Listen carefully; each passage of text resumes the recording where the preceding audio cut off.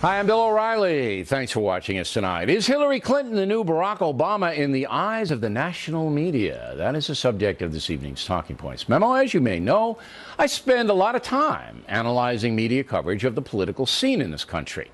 I do that because what the media reports shapes public opinion and gives President Obama, for example, a strong advantage in the national debate.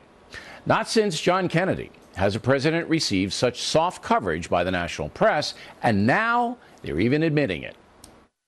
That's the presence of Obama, even on the press corps, even on the people who follow him every day. When they're near him, they lose their mind sometimes. You know, they start behaving in ways that are juvenile and amateurish, and they swoon. And of course you don't. Oh, I do. No, I did. Oh, I totally. Oh, man. Oh, man, indeed. It is widely believed that Hillary Clinton will run for president after Mr. Obama leaves office in 2016. It is also believed in conservative circles that Mrs. Clinton will receive very favorable press coverage. This week, she testified in front of Congress about the massive screw-up in Libya that led to the assassination of Ambassador Christopher Stevens and 3 other Americans. Now, you would think that press coverage of the testimony would have been tough. You would think. After 4 years in office, roughly 1 million miles flown, 112 nations visited. In the past few weeks alone, she has fought illness and injury, including hospitalization. She leaves her post as the most admired woman in the world in the Gallup poll for the 11th year in a row. Well, today, Hillary Clinton was under fire and at times fired back. Last stand, Secretary Hillary Clinton filled with fiery emotion in her last appearance before Congress. What difference at this point does it make? The indignation and then the tears in her eyes. I put my arms around the mothers and fathers and the wives left alone to raise their children. It was a valedictory that showed her indignation and emotion. America's top diplomat came to the Hill ready for a fight. All we need is a theme from Rocky, right? Da-dun-dun, da-dun-dun. Ready for a fight. Yo, Adrian. There will come a point when the American people will walk away from the national media if that stuff continues. Already, surveys show that most younger Americans think what they get on the net is as credible as what they get in the press. And you know what?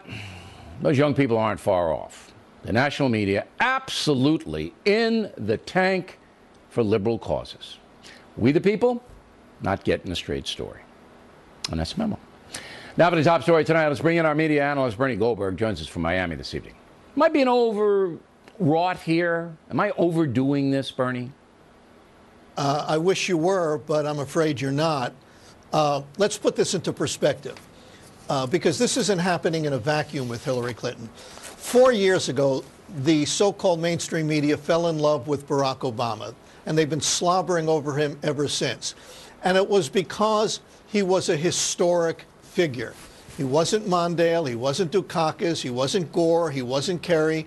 He was a politician who was on the verge of becoming the first black president of the United States.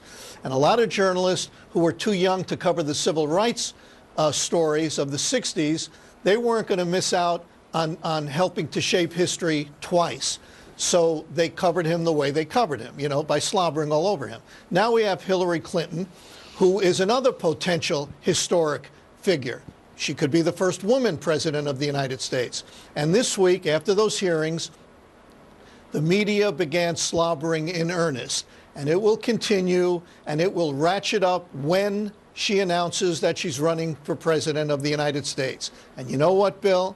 It doesn't matter what you think about this. It doesn't matter what I think about this. It doesn't matter what Krauthammer thinks about it. It doesn't matter what Brit Hume thinks about it. It doesn't matter what anybody thinks about it, because these people, these journalists, were born without the embarrassment gene. Nothing embarrasses them about how they behave. Do you think that Brian Williams and the rest of them, Diane Sawyer, Martha Raddatz, do you think that they know how they sounded while introducing a very important story, Secretary of State's testimony in front of Congress? Do you think that they realized how it was coming across? Yeah, that's a great question. No. And it's because when you live in a bubble and everybody is sort of alike, you don't notice stuff that guys like us notice. I mean, no, I'll give you an example with Martha Raddatz. The most meaningless term in the English language is "I take full responsibility." When a politician utters those words, it means absolutely nothing. So when Hillary Clinton said she takes full responsibility, Martha Raddatz praised her. She said she's taking all the blame on her shoulders. A more skeptical reporter would say, what does that mean? What does taking full responsibility mean? In most countries, in most governments outside the United States, there's a price you pay. I'm not advocating Harry Carey or anything like that, but when she says she takes responsibility and Martha Raddatz thinks that's a good thing without pursuing it, no, I don't think they understand what they sound like. I'm sure they don't understand what they sound like. Okay.